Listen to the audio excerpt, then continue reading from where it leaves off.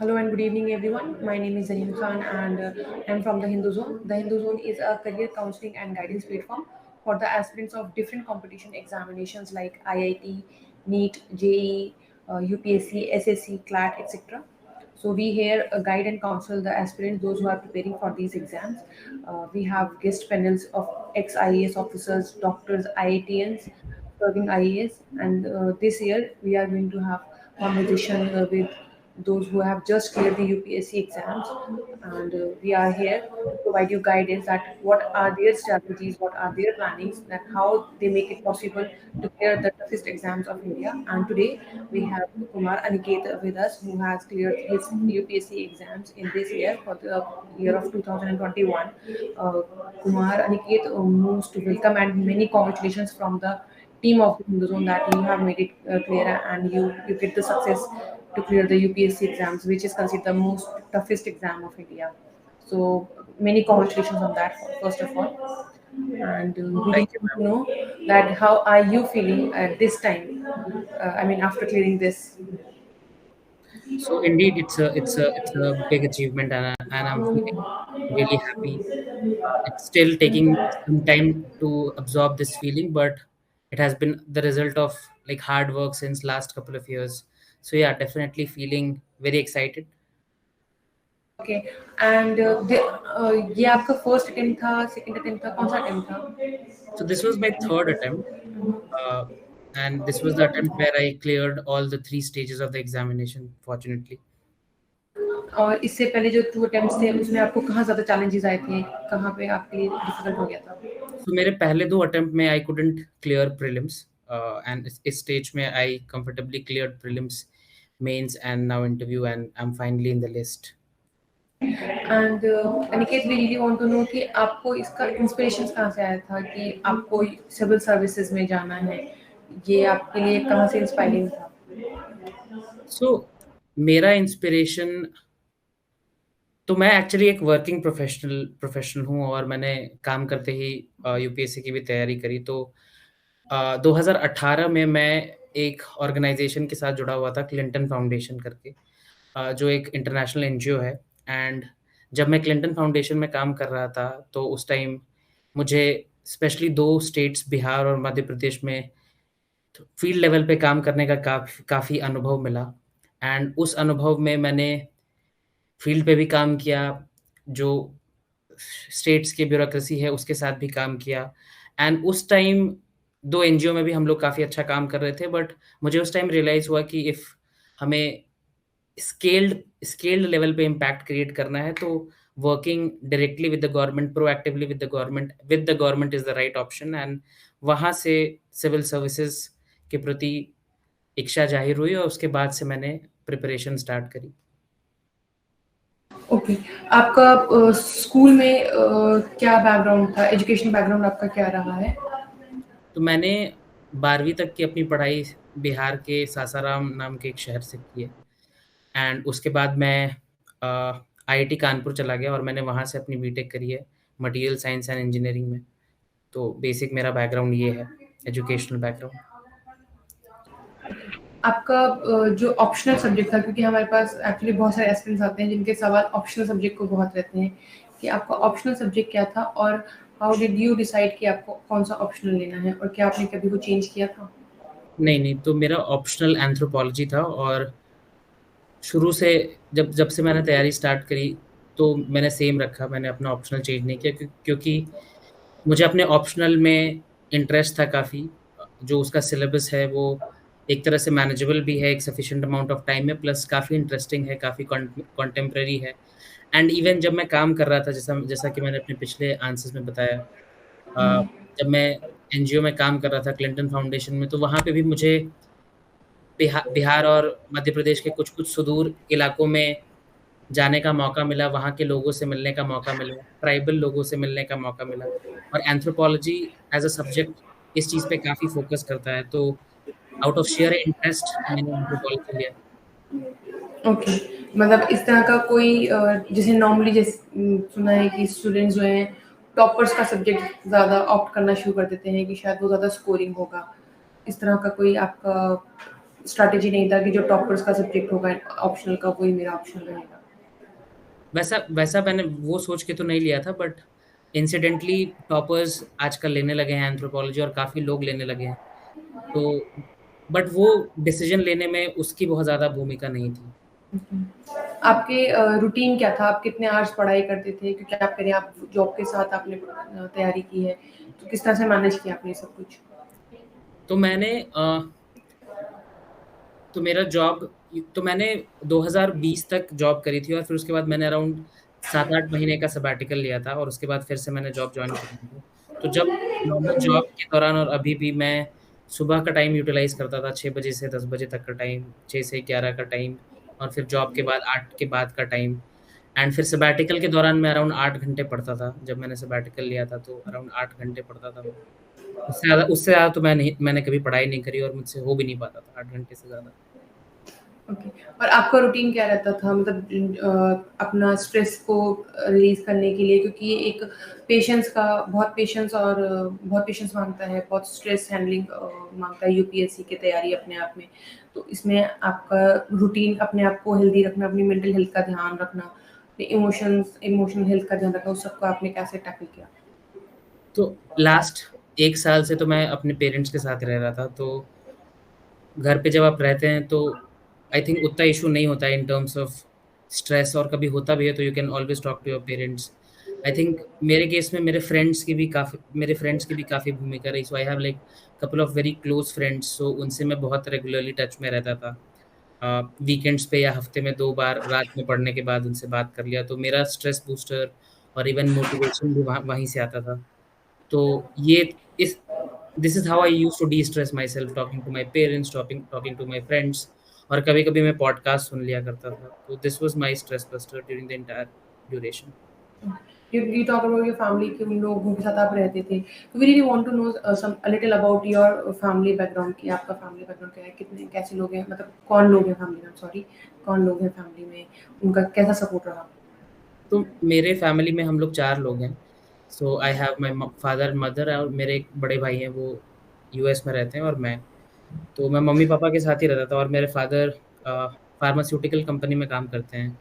Mother जो हैं वो होम मेकर हैं, एंड मेरे जो बड़े बड़े भाई हैं वो बाहर जॉब करते हैं, यूएस में, he is a software engineer. So सबका काफ़ी सपोर्ट रहा, पेरेंट्स का काफ़ी ज़्यादा सपोर्ट रहता है in terms of, not only in terms of आपको मोटिवेट करना, बट जो रोज़मर्रा की चीज़ें होती हैं, आप जब घर में रहते हो तो वो सब चीज़ें सॉर्टेड हो जाती हैं। फॉर एग्ज़ाम्पल, आप बाहर रह के पढ़ाई कर रहे हो तो खाने का इश्यू होता है, रहने का इश्यू होता है, बट घर पे वो सब चीज़ें नहीं होती हैं। तो ये सब चीज़ें ईज़ी इसीलिए हो पाई क्योंकि मैं पेरेंट्स के साथ रहता था, एंड कंटिन्यूअसली मोटिवेशन पेरेंट्स का हमेशा रहता है, एंड शुरू से उन्होंने जो हमें हमारे एजुकेशन पे उन्होंने सैक्रिफाइसेस किए हैं, वो बेसिकली हम लोग उसको मतलब उसको मैं क्या बोलूँ, मॉनेटरी टर्म्स में हम, या उसको क्वांटिफाई नहीं किया जा सकता है, पेरेंट्स का जो कंट्रीब्यूशन है। एंड मेरे जो एल्डर ब्रदर हैं उन्होंने भी काफ़ी सपोर्ट किया, वो काफ़ी मोटिवेट करते रहे या रेगुलरली बात करते रहे।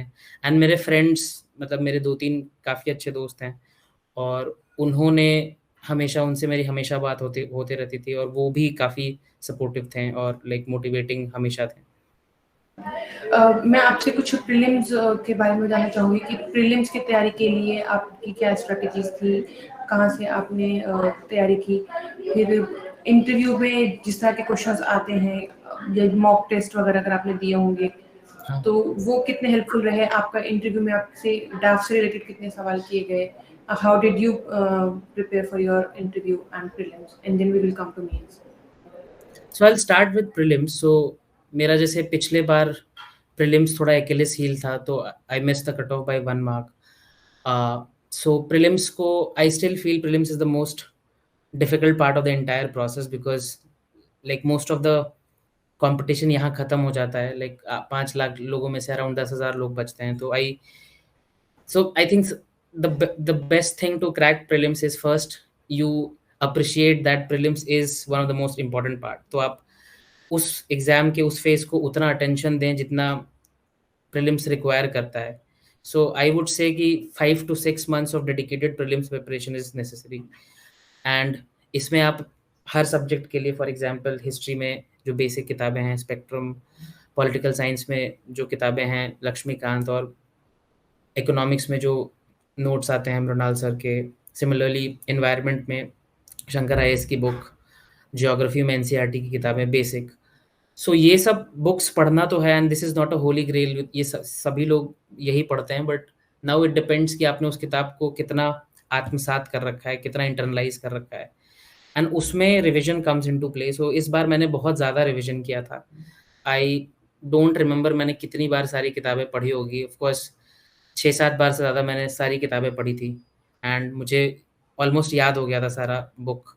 सो प्रीलिम्स में आपको उस लेवल की प्रिपरेशन करनी होगी, मतलब ऐसा कहते हैं कि काफ़ी रैंडम होता है प्रीलिम्स, शायद होता है, but like if you go through the basic books umpteen number of times, you go through current affairs के मैगजीन्स या न्यूज़पेपर, अच्छे से उसके नोट्स बनाए हुए हैं और उसको आप मल्टीपल टाइम्स रिवाइज कर रहे हैं, तो you can find a method to the randomness basically. So hard work I think in prelims is also required, और आपको मॉक्स लगाते रहने हैं, जितने ज़्यादा आप मॉक्स लगाएंगे आप उतना ज़्यादा कॉन्फिडेंट फील करेंगे एज द एग्जाम अप्रोचेस। तो मैंने मॉक्स भी काफ़ी लगाए थे, क्लोज टू 100 मॉक्स लगाए थे मैंने प्रीलिम्स के लिए, तो वो ज़रूरी है। So if I had to summarise prelims preparation, go through the basic book, जितनी बार भी आप पढ़ सकते हैं कि आपको याद हो जाए वो सारी किताबें। Second is give sufficient amount of time to prelims, 5 to 6 months आप दे सकते हैं, एंड फिर आप मॉक्स लगाते रहिए, जितना जितना ज़्यादा मॉक्स लगा सकते हैं उसमें आप अपना स्कोर इम्प्रूव कीजिए। I don't I won't say कि उससे आपके क्वेश्चंस आएंगे, बट जितना जितना अच्छा और जितना ज़्यादा आपने मॉक्स लगाए हैं will give you that level of confidence. So number of mocks is directly proportion to आपका कॉन्फिडेंस जो होगा एग्जाम से एक हफ्ते पहले या एग्जाम के दिन। आपने इन सब के लिए कभी कोई कोचिंग ज्वाइन की थी? क्योंकि काफ़ी स्टूडेंट्स होते हैं हमारे पास आते हैं, वो कहते हैं कि कोचिंग ज्वाइन करना चाहिए, नहीं करना चाहिए, उसका कोई बेनिफिट होता है, नहीं होता है। What is your view on this? तो मैंने ऐसे क्लासरूम कोचिंग कुछ नहीं ज्वाइन करी थी प्रीलिम्स के लिए। टेस्ट पेपर्स मैंने ज्वाइन किए थे, टेस्ट पेपर्स या वीक डेली टेस्ट होते हैं बहुत सारे कोचिंग इंस्टीट्यूट्स के, अराउंड 1 आवर का स्लॉट। सो उसमें मैंने फोरम आईएएस का एक उनका काफ़ी अच्छा प्रोग्राम होता है एसएफजी करके, तो वो मैंने ज्वाइन किया था और वो मैंने रेगुलरली दिया था।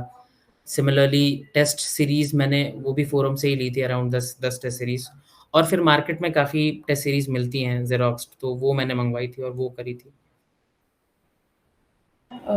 और इंटरव्यू के रिगार्डिंग आपकी क्या थी? अच्छा, एक चीज़, काफ़ी एस्पिरेंट्स ये कहते हैं कि प्रीलिम्स के साथ-साथ ही आपको मेंस की तैयारी भी शुरू कर देनी चाहिए।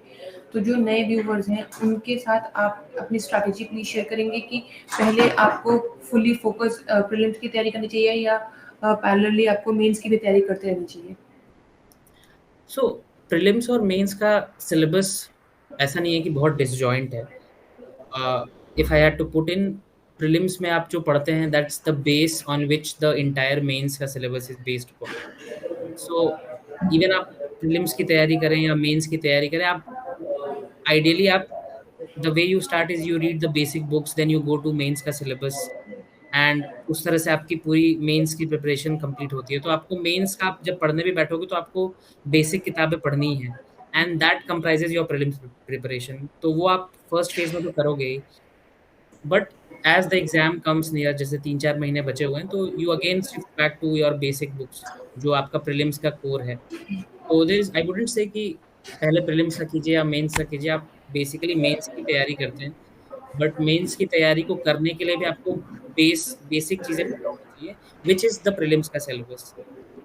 एंड एज एग्जाम नज़दीक आता जाता है, जैसे 4 महीने या 5 महीने बचे हुए हैं, तो आई वुड से कि shift your focus entirely to prelims, because prelims is the game of how well you remember things. आपके टिप्स पे क्या है, आपके मतलब आप किसी क्वेश्चन को देख रहे हो और आप आइडेंटिफाई कर पा रहे हो, that is all about prelims. So exam से पहले आप प्रीलिम्स प्रीलिम्स वाले मोड में शिफ्ट हो जाए, बट बुक्स सेम है, बेसिक किताबें सेम है दोनों की। ओके। और इंटरव्यू के टाइम पे आपका जो ड्राफ्ट था उससे कितने क्वेश्चंस आए और आपका इंटरव्यू कैसा रहा था? तो मेरा interview was entirely based on draft, मुझसे कोई फैक्चुअल क्वेश्चन या करंट अफेयर्स रिलेटेड क्वेश्चन नहीं पूछा गया। So my 75% interview was based on my home state. So home state की प्रॉब्लम्स, होम स्टेट के डिफरेंट एस्पेक्ट्स के बारे में मुझसे पूछा गया, फिर मेरे जॉब के बारे में पूछा गया, फिर मैंने कॉलेज में क्या किया है उसके बारे में पूछा गया। थोड़ा-सा मेरे ऑप्शनल के बारे में पूछा गया, एंथ्रोपोलॉजी के एक एस्पेक्ट के बारे में। So my my interview was entirely graph driven. Okay. आपने बताया कि आपने किस तरह से प्रीलिम्स की तैयारी की। When did you start actually preparing for the UPSC? During the graduation या you waited to complete the graduation?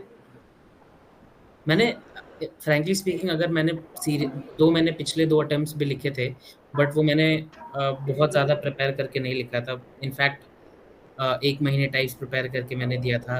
And of course I believe कि वैसे ये एग्ज़ाम नहीं निकलता, you have to give dedicated effort. So मैंने finally अच्छी तरीके से तैयारी दिसंबर 2021 से स्टार्ट करी थी, एंड दिसंबर 2021 से अक्टूबर में हमारा प्रीलिम्स था, तो उस वो ड्यूरेशन जो था उसमें मैंने केवल यूपीएससी की ही तैयारी करी थी और कुछ नहीं किया था। उस टाइम मैं सबैटिकल पे था।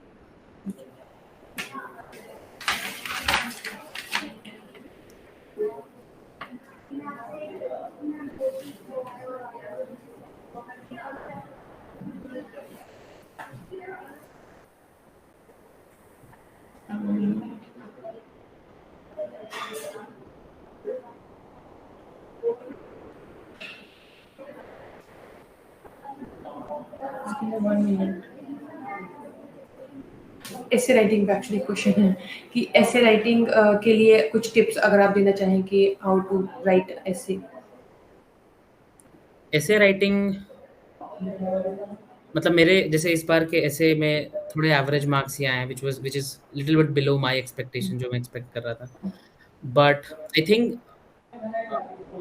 if you have to excel in essay, I think maybe the strategy that works, जैसे इस बार दो मेरे केस में बहुत काम नहीं किया, I was expecting 2 marks, but the thing is you have to start your essay in a way जो जो बेसिकली एग्जामिनर को थोड़ा कैप्टिवेट करे कि आप कुछ इंटरेस्टिंग लिखने वाले हो। So I used to start my essay by starting a story और स्टार्टिंग अ इंसिडेंट जो हैपन हुई है, and then I used to relate that to the topic of the essay, and then I used to like उसके बाद मैं जो जो भी टॉपिक है उसको थोड़ा-सा एक्सप्लेन करता था, उसके डिफरेंट एंगल्स को एक्सप्लोर करता था। फिर एसे में basically it's not only about exploring different angles, but थोड़ा आपको आर्गुमेंटेटिव भी होना पड़ेगा। फॉर एग्जांपल एसे में कोई टॉपिक है तो you can also explore that topic, plus आप उसका एक अदर पर्सपेक्टिव भी ले सकते हो। तो एक अल्टरनेटिव डिमेंशन भी आप एक्सप्लोर कर सकते हो। So I think the इंजेन्युइटी lies इन कि आप उस टॉपिक के कितने वेरियस डिमेंशंस एक्सप्लोर कर सकते हो।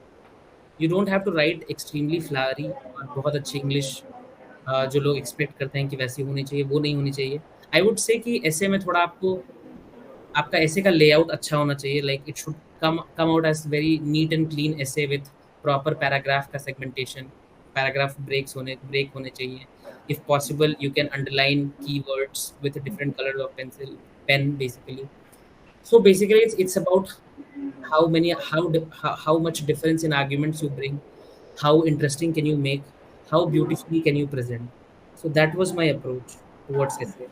And I would also say कि essay में you also have to practice a lot. In my case मैंने बहुत ज़्यादा प्रैक्टिस नहीं करी थी, मैंने 2-3 मॉक्स ही लगाए थे essay के, बट सिंस मेरे मार्क्स थोड़े एवरेज हैं, आई वुड रिकमेंड कि essay में आप और मॉक्स लगा सकते हैं, मतलब आप अराउंड 5 से 10 मॉक्स लगा सकते हैं, मैंने नहीं लगाए थे उतने। इज देयर एनी मिस्टेक जो आप शेयर करना चाहेंगे कि यू मेड दीज मिस्टेक्स जो आपको नहीं करनी चाहिए थी, या आप सजेस्ट करना चाहेंगे कि जो एस्पिरेंट्स है अभी तैयारी कर रहे हैं दे शुड अवॉइड दैट?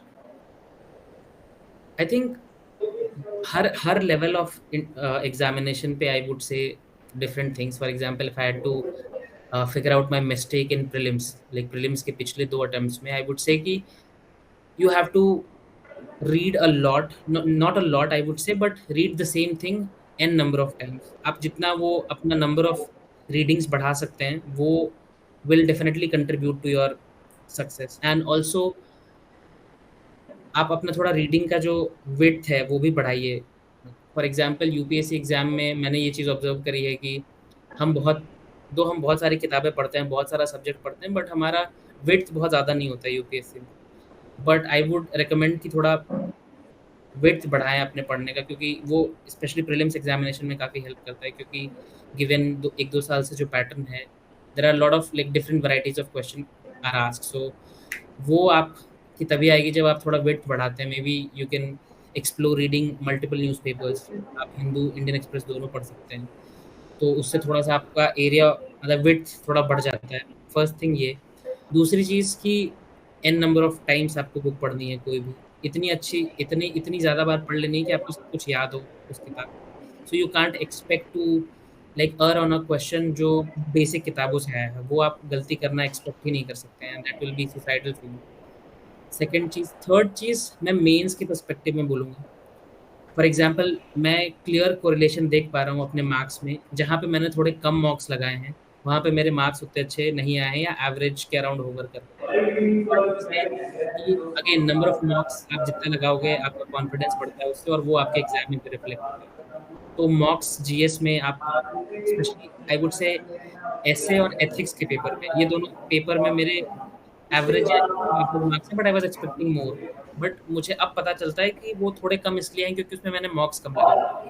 तो नंबर ऑफ मार्क्स आप अच्छे खासे लगाइए, एंड आई वुड से कि treat mock as something that boost your confidence. अगर उससे डायरेक्ट क्वेश्चन नहीं भी आए, तो उसमें अगर 10 मार्क्स लगाए हुए हैं, 12 मार्क्स लगाए हुए हैं, तो you carry a confidence in the examination hall, and that is very important.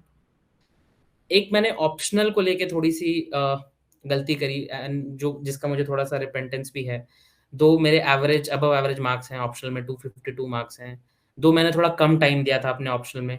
तो first of all I would say कि अपने ऑप्शनल पे काफ़ी ज़्यादा टाइम दीजिए। लाइक आई वुड से कि close to 60 to 70% of your main preparation should go towards optional का preparation. And similarly optional में भी आप मॉक्स लगाइए, कितने ज़्यादा मॉक्स लगा सकते हैं, वो आपको डेफ़िनेटली बेनिफिट करेगा। और मैंने ये दोनों चीज़ें नहीं करी थी। मैंने ऑप्शनल के अराउंड 2 से 3 महीने की पढ़ाई करी थी, व्हिच इज़ लेस। सिमिलरली मैंने ऑप्शनल का एक भी मॉक नहीं लिखा था, which is suicidal, which I believe is suicidal. And third चीज़ मैं ये बोलूँगा कि रिविज़न ऑफ योर ऑप्शनल, क्योंकि ऑप्शनल एक नया सब्जेक्ट होता है सबके लिए।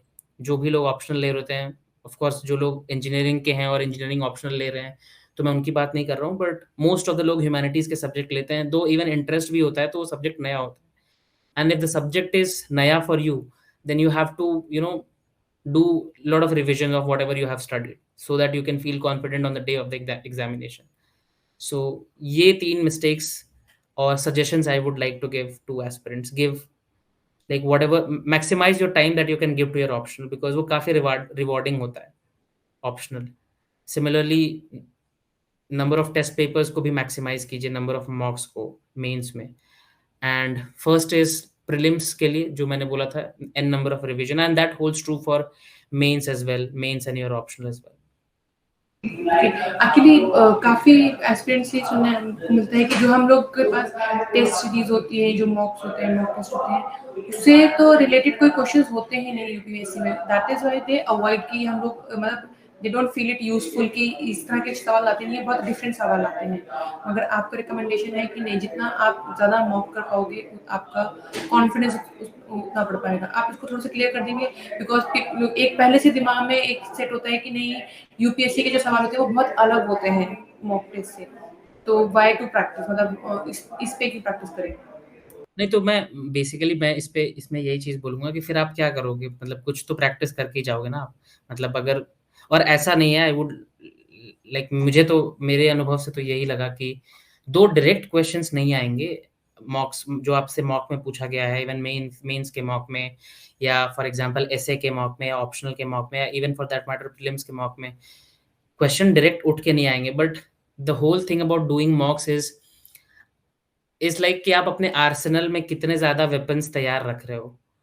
ऐसा नहीं होगा कि जैसे आपने पॉवर्टी के बारे में कहीं पढ़ रखा है, या पॉवर्टी के बारे में आपने कोई मॉक में कुछ लिख रखा है, कुछ आंसर लिख रखे हैं, तो वो डायरेक्ट क्वेश्चन नहीं आएगा, बट किसी क्वेश्चन में आप उसका नॉलेज यूज़ कर सकते हो। तो राइटिंग मॉक्स और इवन स्टडिंग, रिवाइज़िंग, अपने नोट्स बनाने का पर्पस यही है कि आप अपने आर्सेनल में इतने ज़्यादा हथियार रख लो कि आप पे कोई भी वॉर में आपसे कुछ भी कोई क्वेश्चन पूछे, where your examination hall is the war and the question is your enemy, तो आपके पास आपके आर्सेनल में चीज़ें तैयार होनी चाहिए। मतलब आपको अगर जैसे वुमेन इश्यूज़ पे कुछ क्वेश्चन है, मेबी उसका वो एक अलग डायमेंशन पूछ रहे होंगे। बट आपने अगर वुमेन इश्यू पे कुछ पढ़ रखा है, तो आप लिख सकते हैं आंसर। तो डायरेक्ट क्वेश्चन्स तो नहीं आएँगे and like one should also not expect that. But अ, मॉक्स और अपने नोट्स बनाना, मॉक्स मॉक्स देना, वाइड वैरायटी ऑफ रीडिंग करना, उससे ये होता है कि आपके पास काफ़ी चीज़ें होती हैं लिखने के लिए, तो आप लिख दोगे answer. If you have like basic writing skills जो आई थिंक सब लोगों में होती है क्योंकि सब लोगों ने बोर्ड्स का एग्ज़ाम दिया होता है। एंड आई वुड से कि यूपीएससी में जब आप मेंस का आंसर लिखते हो, it's very similar to what we used to write in our board exams. और हम अपने आप को काफ़ी अंडर एस्टिमेट कर देते हैं कि यूपीएससी में holier than holy grail type का कुछ है कि how to write answer. It's no no rocket science. It's like आप कभी भी आंसर लिखोगे तो वैसे ही लिखोगे जैसे आप बोर्ड्स में लिखते थे अपने। So it's very simple. But since there is lot of aura and myth created around answer writing UPSC mains, तो हम अपने आप को अंडर प्ले करने लगते हैं कि नहीं ये कुछ बड़ी बात है। बट कोई बड़ी बात नहीं है। आपने वो 10वीं में करा है, 12वीं में करा है, या जो लोग ह्यूमैनिटीज़ लेके ग्रेजुएशन पढ़ रहे हैं उन्होंने तो अपने मतलब सेमेस्टर्स में किया ही होगा। आंसर राइटिंग प्रैक्टिस आपने कैसे किया? क्योंकि ये भी एक बड़ा चैलेंज होता है कि बच्चे कई बार ये होते हैं कि पढ़ तो बहुत लेते हैं aspirants, they have enough of knowledge, बस उसको एक्सप्रेस करना नहीं आता पेपर पे, तो they really want to know कि वो किस तरह से अपनी प्रैक्टिस करें आंसर राइटिंग के लिए। सो मैंने जैसे मुझे बहुत ज़्यादा इस चीज़ में दिक्कत नहीं होती थी कि इंट्रोडक्शन मतलब आंसर को फॉर्मेट कैसे करना है, किस उसका फ्रेमवर्क क्या होना चाहिए। So there are two two aspects to that. One is कि आप कैसे अपने आंसर को फॉर्मेट कर रहे हो, कहाँ फ्लो चार्ट्स बना रहे हो, डायग्राम बना रहे हो, कहाँ पे इंट्रोडक्शन लिख रहे हो, कहाँ पे बॉडी लिख रहे हो, कहाँ कंक्लूजन लिख रहे हो। So that is the framework part of your answer. Uh, तो वो एक एस्पेक्ट है विच जो मुझे थोड़ा नेचुरली मेरे में आया, क्योंकि सिंस मैं जैसे वर्किंग प्रोफेशनल हूँ, तो हम इवन जॉब ऑन जॉब भी जो काम करते हैं, कुछ डॉक्यूमेंट लिख रहे हैं, मिनट्स ऑफ द मीटिंग लिख रहे हैं, तो वो वैसे ही लिखते थे पॉइंट वाइज़, कुछ इंट्रोडक्शन दे दिया, कुछ कंक्लूजन दे दिया। तो that is the framework part. The second part is content part. Content part के लिए आपको पढ़ना पड़ेगा। मतलब आपको बेसिक किताबें, जो नोट्स आप बना रहे हो लाइन बाय लाइन सिलेबस का, वो आपको करना पड़ेगा। डे टू डे आप जो न्यूज़पेपर की रीडिंग करते हो, वो कंटीन्यूअस प्रोसेस है अपना कंटेंट डेवलप करना। वो ऐसा नहीं होगा कि आपका 1 महीने में आ जाएगा या प्री और मेंस के बीच में आ जाएगा। वो it's a long drawn process जो हमें रियलाइज़ नहीं होता है, बट वो बिल्ड होता रहता है आपके आपके साल भर के प्रिपरेशन में कंटेंट। और आप नोट्स भी बनाते हो सारी चीज़, तो that also adds to it. And third, आप थोड़ा वाइड वैरायटी ऑफ रीडिंग कर रहे हो, कुछ बुक्स वुक्स पढ़ रहे हो, उससे भी आ जाता है। तो that's the second thing. And third thing is mocks basically. Uh, तो मैंने बहुत ज़्यादा मॉक्स नहीं लगाए थे, तो सो फॉर माई सो अगर मैं अपनी बात करूँ तो मैंने आंसर राइटिंग कैसे करी, वो मैंने नोट्स के थ्रू करी। तो मैं कुछ भी पढ़ता था, तो मैं उसके नोट्स बनाता था। एंड मैंने उस पूरे प्रोसेस में बहुत ज़्यादा लिख लिया था। अभी मैं अपने नोट्स देखता हूँ, though they are not short notes, but मैं अगर कुछ पढ़ता था और मैं केवल पढ़ लेता था, तो मुझे थोड़ा सेंस ऑफ इनकम्प्लीटनेस आता था कि अरे मैंने चलो बुक तो पढ़ी है, बट मैंने इसके नोट्स नहीं बनाए। तो जब तक मैं उसके नोट्स नहीं बनाता था, तो मुझे लगता था कि मैंने ये चीज़ कंप्लीट नहीं करी है, थोड़ा अधूरा लगता था मुझे। तो मैंने फिर सब चीज़ों के ही हैंड रिटन नोट्स बनाए थे। तो उस प्रोसेस में मैंने इतना लिख लिया था कि वो एक तरह से मुझे लगता है कि मेरा आंसर राइटिंग वहीं पे हो गया था। ओके। अच्छा, करंट अफेयर्स, क्योंकि अपने आप में एक चैलेंज रहता है काफ़ी एस्पिरेंट्स के लिए, they really want to know कि करंट अफेयर्स की प्रिपरेशन कहाँ से करें, क्या सही रिसोर्सेज हैं, कौन सी मैगजीन्स हम रेफर कर सकते हैं, आपकी क्या तैयारी थी करंट अफेयर्स को लेके? तो मैं न्यूज़पेपर बहुत रेगुलरली पढ़ता था and I used to give sufficient time to newspaper. For example मैंने पूरे टाइम हिंदू पढ़ा था। अभी अभी रिसेंटली मैंने दोनों 2 न्यूज़पेपर स्टार्ट करा था पढ़ने के लिए, हिंदू और इंडियन एक्सप्रेस। तो अ, आपके पास टाइम है, उसके बेसिस पे आप 2 या 1 न्यूज़पेपर पढ़ सकते हैं एंड वो बहुत ज़रूरी है न्यूज़पेपर पढ़ना। You can't afford to skip newspaper because as I mentioned in my previous answer कि आपका कंटेंट जो है वो कंटीन्यूअसली बिल्ड होता रहता है, वो एक दिन में नहीं होता है। मतलब Rome was not built in a day. तो न्यूज़पेपर बेसिकली एक ज़रिया है आपका कंटेंट बिल्ड करने का एंड आपके पूरे प्रिपरेशन में कंटिन्यूटी लाने का एक ज़रिया है newspaper. So that is very important for current affairs. जैसे मेरे साथ ऐसा होता था कि दो मैं बहुत कम छोड़ता था न्यूज़पेपर, बट जैसे एग्ज़ाम जब पास आ रहा, जैसे मेंस आ रहा था, तो मैंने एक महीने का न्यूज़पेपर नहीं पढ़ा था। उसी तरह इंटरव्यू के दौरान तो पढ़ा था, बट स्टार्टिंग में मेरा कुछ छूट गया था मार्च का न्यूज़पेपर। तो मैं अगर नहीं पढ़ता था न्यूज़पेपर तो मैं थोड़ा लेस कॉन्फिडेंट फ़ील करता था। तो इवन मेरे कॉन्फिडेंस के लिए बहुत इम्पोर्टेंट था न्यूज़पेपर पढ़ते रहना। So I think only source for newspaper is only source for current affairs is newspaper. And what how can one consolidate that is, अगर आपको दोनों न्यूज़पेपर में कुछ लगता है कि दिस इज अ प्रीलिम्स वर्दी थिंग, कोई फैक्ट है, किसी नेशनल पार्क का नाम, किसी स्कीम का नाम, किसी सिटी का नाम, आपको लगता है कि ये एक पोटेंशियल क्वेश्चन बन सकता है, तो आप उसको कहीं लिख लो। बहुत ज़्यादा नोट्स बनाने की ज़रूरत नहीं है उसकी, बट एक जस्ट छोटा सा फॉर एग्जांपल मान लीजिए इस टाइप के क्वेश्चंस आते हैं कि Mariupol has been in news recently, वो कहाँ पे है? तो अगर आपको लगता है वैसा ही कोई सिटी है जो एग्ज़ाम में पूछा सकता है, तो आप अपने नोट में बस लिख लो कि XYZ सिटी ईरान में है, या XYZ सिटी जो है वो यूक्रेन में है। सो मैक्सिमम 1 दिन का आधा पेज का आप नोट्स बना सकते हो मैक्स। एंड मैं एक मैगज़ीन भी फ़ॉलो करता था करंट अफेयर्स के लिए। पूरम आईएएस का एक मैगज़ीन था एपिक करके, तो एपिक मैगज़ीन एक है, एंड उसमें भी मैं पूरा नहीं पढ़ता था। उसका एक प्रीलिम्स स्पेसिफिक सेक्शन है, वो अराउंड 30 पेजेस का होता है, which I suppose was very good. तो वो मैं करता था, epic epic magazine by forum IAS. काफी जो लाइक एज यू नो कि नंबर ऑफ एस्पिरेंट्स होते हैं जो dream for the civil service examination when they start preparing, but then वो बीच में ही छोड़ देते हैं। उनको ये लगता है कि एक तो बहुत ज्यादा कंपटीशन वो देखते हैं अपने आसपास। उसके बाद एक ये कंफ्यूजन आता है कि शायद this is the exam for the मतलब टॉपर्स के लिए, ये जो पढ़ाई में हमेशा जिनका स्कूलिंग में हमेशा टॉप किया, ग्रेजुएशन के टाइम पे इन्होंने हमेशा टॉप किया। मैं ये पूछ रही थी कि क्योंकि यहाँ पे इतना कंपटीशन होता है और इतने कम लोग निकाल पाते हैं, तो those who are actually planning to for civil services वो बैकआउट कर जाते हैं ये सोच के कि शायद ये जो क्लास में हमेशा टॉपर्स हैं, एकेडमिक में हमेशा टॉपर्स हैं, स्कूल लाइफ में, ग्रेजुएशन में, only they fit for this exam. इस चीज को आप किस तरह से देखते हैं? I think one of the like so आपने जैसे बोला कि सक्सेस रेट काफ़ी कम है, that's something that all of us know. That is one of the most difficult part of this examination, but the good part about examination is कि the examination is quite egalitarian also. हर background के लोग select होते हैं इस exam में, दो काफ़ी कम लोग होते हैं, बट हर बैकग्राउंड के लोग सेलेक्ट होते हैं। इंजीनियर्स भी सेलेक्ट होते हैं, जिन्होंने ह्यूमैनिटीज़ से अपनी ग्रेजुएशन करी है वो भी सेलेक्ट होते हैं, विलेजेस से भी लोग सेलेक्ट होते हैं, हर बैकग्राउंड से लोग सेलेक्ट होते हैं। तो that should give one hope कि इस एग्ज़ाम में किसी का भी हो सकता है।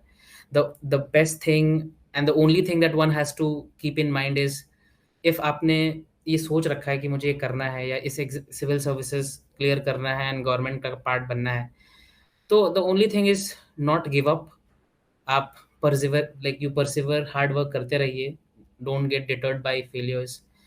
And I would not say, because बहुत कोलोक्वली हम बहुत ज़्यादा यूज़ करते हैं कि ये बच्चा प्रीलिम्स में फेल कर गया, या ये मेंस में फेल कर गया, या इंटरव्यू में फेल कर गया। तो कोई फेल नहीं करता इस एग्जाम में, मेरे हिसाब से। Failure is a wrong word for this examination basically.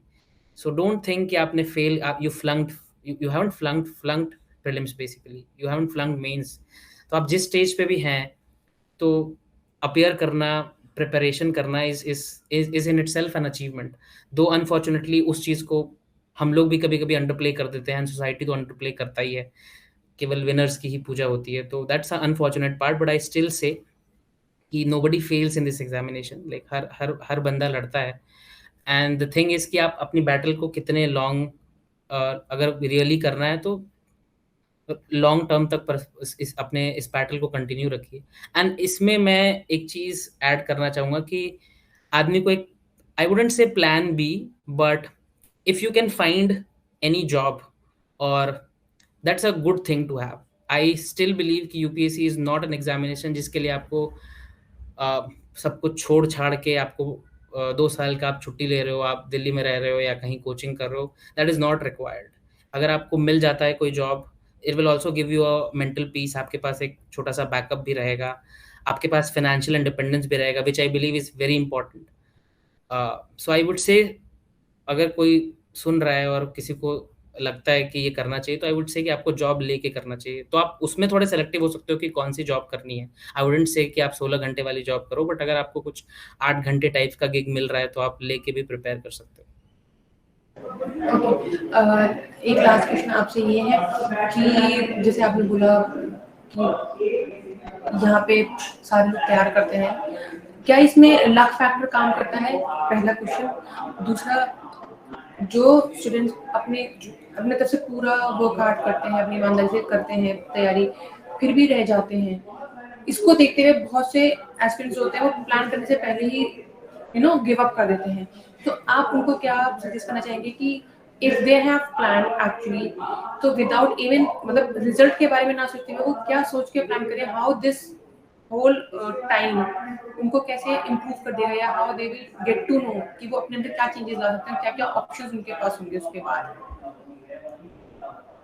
For example आप अगर अगर कुछ करना है and आप उसमें अगर जब तक कूदोगे नहीं तब तक तो आपको पता नहीं चलेगा कि ये में से पॉसिबल भी है कि नहीं। So I think the first step is to start, like having a goal is important.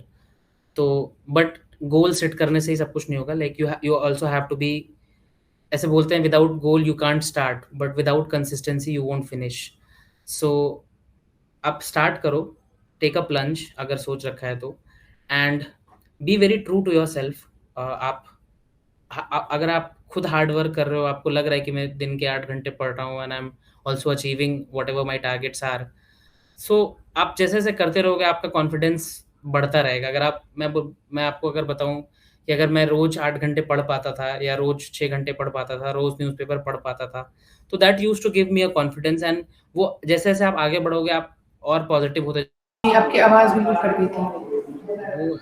वो वाईफाई का इशू इशू हो गया था। Can you please repeat that, because आपका बिल्कुल ये वाला आंसर रह गया, उसके बाद विल एंड दिस सेशन। नहीं, मैं यही बोल रहा था मैम कि like without jumping into the process you can't say कि आपसे ये चीज़ होगी कि नहीं होगी। So that's why I said कि टेक अ प्लंज। आपने गोल अगर सेट किया है तो पहले उसमें कूदिए तो सही, and be very consistent through out the process. And like आप जितना कंसिस्टेंट रहोगे आपको वेरी ग्रेजुअली आपका कॉन्फिडेंस बढ़ता रहेगा खुद पे, and you will start to realise कि the process is manageable. I think most of the people जो स्टार्ट नहीं करते हैं, आप बीच में बैकआउट कर जाते हैं, वो कहीं कहीं ना कहीं कंसिस्टेंसी पे और हार्ड वर्क पे दे लैक, और वो कभी छोड़ देते हैं। मतलब फॉर एग्जांपल आपका जो टारगेट है वो आप पूरा नहीं कर रहे हो, या आपने एट अ स्ट्रेच पढ़ाई नहीं करी, so that basically dampens your confidence. So the whole game is to keep your confidence high throughout the process, and that can only be done by studying what is required, by being very consistent, by writing mocks, by writing like prelims का test series, by जो भी daily जो भी requirements हैं इस exam की जो हमने पहले बात करी, वो अगर आप शिद्दत से कर रहे हैं तो your confidence will increase as the process goes है। और जाने से पहले एक लास्ट क्वेश्चन, आपकी क्या एडवाइस रहेगी? 5 तारीख को प्रीलिम्स है, उन स्टूडेंट्स के लिए कि लास्ट डेज में उनको क्या करना चाहिए और क्या नहीं करना चाहिए स्पेशली?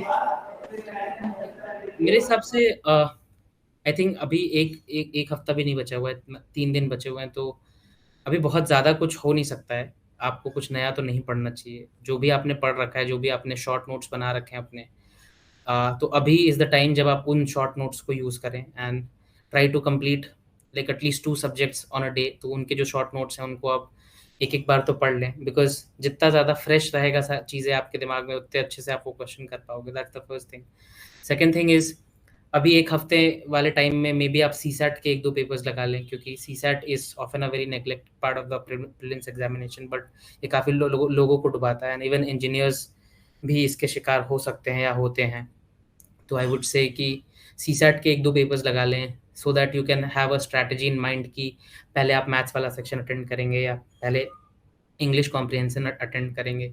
तो वही अप्रोच और स्ट्रैटेजी लेके आप सीसैट में जाएँ, क्योंकि वो एग्ज़ाम का टाइमिंग 2 बजे से होता है, लंच के बाद आप ऑलरेडी टायर्ड होते हैं, तो उसमें आपको मतलब उस एग्ज़ाम को उसमें आपको एरर नहीं करना है, उसके कारण आपका सिलेक्शन नहीं रुकना चाहिए। So also my basic advice for prelims is one of the most difficult part of this examination, believe it.